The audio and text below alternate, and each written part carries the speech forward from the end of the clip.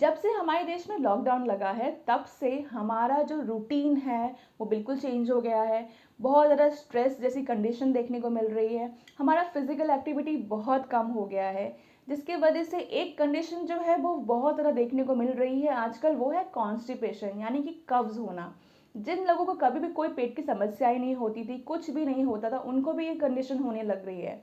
यानी कि हम अपनी डाइट में ऐसा क्या ऐड कर रहे हैं या फिर ऐसा क्या ऐड नहीं कर रहे हैं जिसके वजह से हमें ये कंडीशन हो रही है।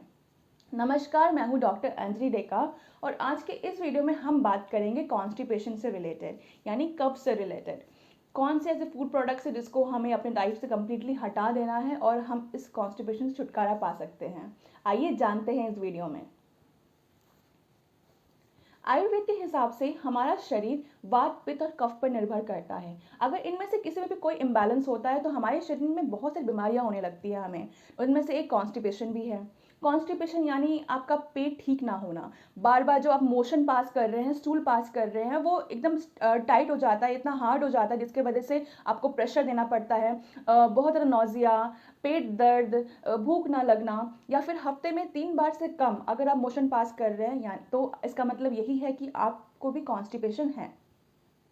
सबसे पहले बात करते हैं कि कॉन्स्टिपेशन के कॉजेस क्या है, यानी किन वजहों से हमें कॉन्स्टिपेशन होता है। नंबर 1, अगर आप पानी ठीक से नहीं पीते हैं, थोड़ा ही पानी पीते हैं, तो आपको कॉन्स्टिपेशन होगा। क्योंकि हमारे बॉडी में जितने भी हम खाने की चीज़ें खाते हैं उसको पास होने के लिए, उसके मूवमेंट के लिए पानी ज़रूरी है, बॉबल मूवमेंट्स के लिए। अगर वो नहीं होगा तो हमें कॉन्स्टिपेशन होगा। नंबर 2, हमारा रूटीन एकदम से चेंज होना। पहले हम टाइम पे उठते थे, टाइम पे सोते थे। अब हम घर पे हैं तो हम 12-1 बजे तक जागते हैं, सुबह फिर 10 बजे उठते हैं, 11 बजे उठते हैं, या फिर सुबह हम देर तक सोते हैं। बहुत सारी रीज़न जो जिसके वजह से हमारा रूटीन चेंज हो गया है, उसके वजह से भी हमें कॉन्स्टिपेशन हो रहा है। नंबर 3, बहुत ज़्यादा स्ट्रेस। आई नो लॉकडाउन की वजह से बहुत ज़्यादा लोगों में स्ट्रेस बढ़ गया है, बहुत सारी चेंजेस आ गए हैं जिसकी वजह से कॉन्स्टिपेशन देखा जा रहा है।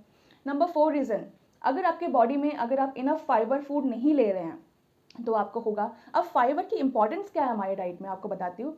फाइबर यानी जो ऐसे फूड प्रोडक्ट्स जो प्लांट से बनते हैं, जिसको डाइजेस्ट होने में ज़्यादा टाइम नहीं लगता क्योंकि वो नेचुरल होते हैं। अगर हम वैसे प्रोडक्ट्स, वैसे फूड आइटम्स अपने डाइट में नहीं ले रहे हैं तो डेफिनेटली आपको कॉन्स्टिपेशन होगा। उसके बाद अगर हम फिजिकल एक्टिविटी नहीं करते हैं, यानी कि पहले जैसे हम बाहर चलने जाते थे, तो अभी लॉकडाउन की वजह से हम घर पे बैठे हुए हैं, बहुत ज़्यादा फिजिकल एक्टिविटी नहीं है हमारी, ज़्यादा एक्सरसाइज नहीं कर रहे हैं, तो वो भी एक रीज़न है हमारे कॉन्स्टिपेशन का। और उसके साथ साथ अगर आप अच्छे से खाना नहीं खा रहे हैं तो वो भी एक रीज़न है आपके कॉन्स्टिपेशन का। अब बात करते हैं उन फूड आइटम्स की जो हम अपने डाइट में ले रहे हैं और जिसकी वजह से हमें कॉन्स्टिपेशन हो रहा है। नंबर 1, प्रोसेस्ड मीट, यानी कि ऐसे मीट आइटम्स जो हम लेके आते हैं बाज़ार से और उसको 3-4 दिन तक फ्रिज में रख देते हैं। वो ऑलरेडी कितने दिनों से वहाँ पर शॉप में पड़ा हुआ था, शॉप में था, हमें ये भी नहीं पता, और उसको हम अपने डाइट में ऐड कर रहे हैं, तो ये चीज़ फ्रेश नहीं होती है और उसको डाइजेस्ट करने में बहुत टाइम लगता है, जिसके वजह से आपको कॉन्स्टिपेशन होता है। नंबर 2, आपको वो सारे फूड आइटम्स जिनमें फाइबर का कंटेंट प्रॉपर नहीं है, इनफ नहीं है, वो फूड आइटम्स आपको अपने डाइट से हटा देना है। जैसे कि रिफाइंड प्रोडक्ट्स जो होते हैं उसमें इनफ फाइबर नहीं होता है और उन खानों को डाइजेस्ट करने में बहुत समय लगता है। सो आपको वो अपनी डाइट से बिल्कुल हटा देना चाहिए या फिर उसका इंटेक कम करना चाहिए। नंबर 3, आपको जो सॉल्टी प्रोडक्ट्स है वो कम लेना है, यानी कि जिन प्रोडक्ट्स में बहुत ज़्यादा नमक होता है, सॉल्ट कंटेंट ज़्यादा होता है, उसको अपनी डाइट से बिल्कुल ही ख़त्म कर देना है। सॉल्ट प्रोडक्ट्स क्या करते हैं, जितना भी वाटर कंटेंट होता है उसको सोकअप कर लेते हैं, जिसके वजह से वो मोशन करते टाइम हमें बहुत डिफिकल्टी होती है, वो पास होने के लिए बहुत टाइम लगता है और वो धीरे धीरे पेट में जमा होने लगता है और हमारा स्टूल जो है वो टाइट होने लगता है, हार्ड होने लगता है।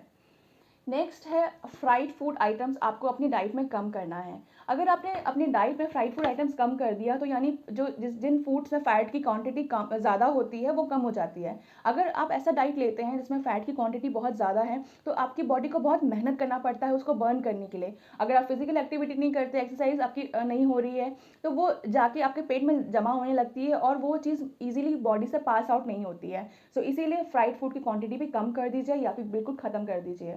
Next alcohol. अगर आप बहुत ज़्यादा अल्कोहल लेते हैं तो उसको भी आपको कम करना पड़ेगा, बिकॉज़ जब हम अल्कोहल लेते हैं हम बहुत ज़्यादा अपने पेट को उसी से भर लेते हैं, हम इनफ पानी का इंटेक नहीं करते हैं। इसके वजह से हमारा यूरिनेशन तो होता है, लेकिन जो हमारे बॉडी से जो टॉक्सिन्स निकलने चाहिए वो नहीं निकलते हैं। सो इसीलिए आप उसकी क्वांटिटी भी कम कर दीजिए या फिर एकदम लेना बंद कर दीजिए। नेक्स्ट है हमारा प्रोसेस्ड फूड, यानी कि ऐसे फूड आइटम जैसे कि रिफाइंड फ्लावर वगैरह हो गया, उससे बनी हुई चीज़ें, आप उसका इंटेक बिल्कुल ख़त्म कर दीजिए, बिकॉज उसमें जो ब्रांड होता है, जो जर्म होता है, वो हमारी बॉडी को डाइजेशन में हेल्प करता है, लेकिन उसमें से जब वो निकल जाता है तो उसके जो इसेंशियल न्यूट्रिएंट्स होते हैं वो चले जाते हैं, जिसके वजह से हमारे शरीर को बहुत मेहनत करनी पड़ती है उसे पचाने में। सो अगर आप उन चीज़ों को अपने डाइट से हटा देंगे तो ऑटोमेटिकली आपका डाइजेशन अच्छा होगा और आपका मोशन भी इजीली पास होगा और आपको कॉन्स्टिपेशन की समस्या नहीं होगी। कुछ दूसरे फैक्टर्स जैसे कि जिनकी वजह से हमें स्ट्रेस हो रहा है, उन चीज़ों पे भी आप काम करिए। अपने खाने-पीने पे ध्यान दीजिए। ये नहीं पॉसिबल हो सकता कि हम हमेशा हेल्दी ही खाना खाएँ, बट धीरे-धीरे अपने फूड में थोड़े-थोड़े चेंजेस करिए। रिफाइंड जो आइटम्स होते हैं, प्रोसेस्ड फूड होते हैं, उसको अपने डाइट से निकालिए और दिन के एटलीस्ट 2 से 3 मील तो कोशिश करिए कि आप जितना हो सके हेल्दी चीज़ें खाएँ। जैसे कि जिसमें फाइबर का कंटेंट ज़्यादा होती है, जिसमें अच्छे मिनरल्स होते हैं, विटामिन्स होते हैं, उन चीज़ों को अपने डाइट में ऐड करिए। आई होप इस वीडियो से आपको ये समझ में आ गया होगा कि कौन कौन से फूड आइटम्स हैं जिसके वजह से आपको कॉन्स्टिपेशन बार बार होते जा रहा है। अगर आपको बार बार कॉन्स्टिपेशन हो रहा है तो कौन से फूड आइटम्स हैं जो आपको नहीं लेने हैं। इस वीडियो को ज़्यादा से ज़्यादा लोगों के साथ शेयर करिए ताकि वो भी समझ पाए कि कॉन्स्टिपेशन किस वजह से हो रहा है और कौन से फूड आइटम्स उनको नहीं लेने चाहिए। ऐसे और वीडियोज़ के लिए आप मेरे चैनल को सब्सक्राइब कर सकते हैं और इस वीडियो को ज़्यादा से ज़्यादा लोगों के साथ शेयर कर सकते हैं। Thank you so much for watching.